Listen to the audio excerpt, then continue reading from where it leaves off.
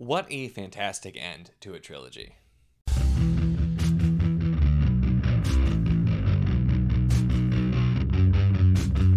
Hello and welcome to my channel. In this video, we're going to be talking about the Lotus Empire by Tasha Suri, which is the third and final book in the Burning Kingdoms trilogy. And man, I really loved this one. I thought it was such a great end to the trilogy. Now, this is the third book, and so I want to make sure that you can still, get something out of this. So I'm going to talk a little bit about the series, the trilogy as a whole first.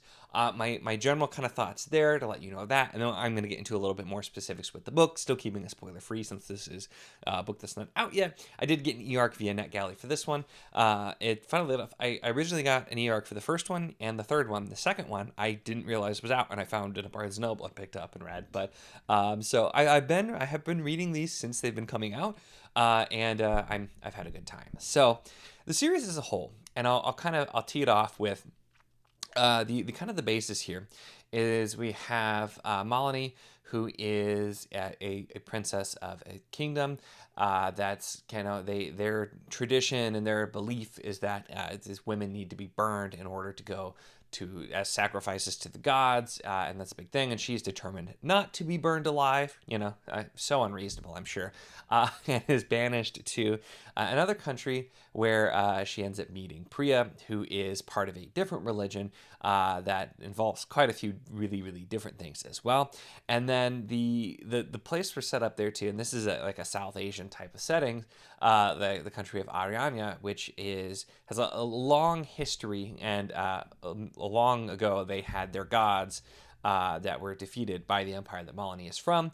And one of the really cool things that's set up right off the bat is there's this thing called the rot, where people basically will start getting these like plant growths on them and that sort of thing, and it's been happening, and so that's kind of one of the details that's set up. This is often talked about, the first book especially, as a romance. It's not a romance. There are romantic elements in it, but if you've seen me talk, I'm not a big romance person at all, and I still quite enjoyed this. So that's kind of the teeing off point, though. A woman who's determined not to burn for her country and her ruler, and another one part of a more mysterious religion to start with, that involves plants and nature and all kinds of other stuff in some interesting ways. And that's kind of our kicking off point. With the series overall, the first book I thought had a lot of potential, but I wasn't crazy pulled on. I gave about 3.5, but obviously enough to continue. Book 2, The Oleander Sword, the first book's The Jasmine Throne, by the way, I don't think I actually said. I thought was a little bit better. It felt like it drug at a few points, but it was still really good. And then book 3, I assume, was also going to be about 4 stars, making this a 4-star series. So I was honestly quite surprised by the further I got into this, especially toward the end. I just couldn't put it down. I was so drawn in and really, really enjoying it. And this ended up being a 5-star for me, and really, really just blown me away with a lot of the things I loved about the ending. So that's kind of what I wanted to tee up. Is it's not a romance. It's in there, and we'll talk about that a little bit. But it also is just really, really cool world building is one of the things that pulled me in here. The setting is unique. The idea of these old gods, the Yaksa, and the time, and there are the different parts of that religion. I don't want to get into too crazy details, but the different parts of that, what you do to keep moving up in that as well, the idea of the rot, all of these different world building elements I thought were really, really fantastic. That's what initially pulled me in. The characters themselves are really strong, and although I do maintain, despite me loving this last book, I do maintain this probably should have been a duology. I think it could have been done in 2 books without needing a full 3, but I still think it works really well. The plots are interesting, the characters are really good, and the world is just fascinating. This, a way I would think of the world, kind of, they're very, very different, but it's almost like The Winnowing Flame if that series wasn't really bad, because it had such potential with the interesting world building and setup, and this has really, really interesting stuff. Also involves some weird nature types of stuff as well, completely different otherwise, but it really does deliver for me. So that's kind of the tee up here. So let's talk about this book in general. So at this point, I'm still going to be keeping it spoiler free, but I'm going to be talking about this book, and it is the third book, so I'm going to try not to spoil the first two, but I'm talking about a book 3, so be aware of that. But yes, anyway, as I said, I really love this, and the first thing I'll note, very, very satisfying as an ending. There were a couple of parts that felt a little bit rushed here at first, which is something that I'm like, I wasn't quite liking it, but I think the way that it ended up wrapping everything up it worked super well for me. There were definitely things here where we were circling back to things from the first book and having that come up and seeing why some things were the way that they were. There were things that were new elements in this book that ended up making sense and not being quite what they appeared to begin with either.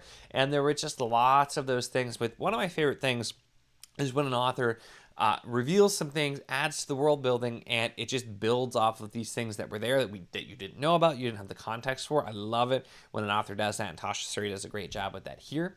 And the world building has quite a lot happen too. We get a lot more added in a book 3 than you sometimes do, and it's one of those things that for me at least, when you have something like this where it's building up, each book getting a little bit better, and then it just kind of really pulls the rug out and does all kinds of cool things. That's a fun way to do a trilogy.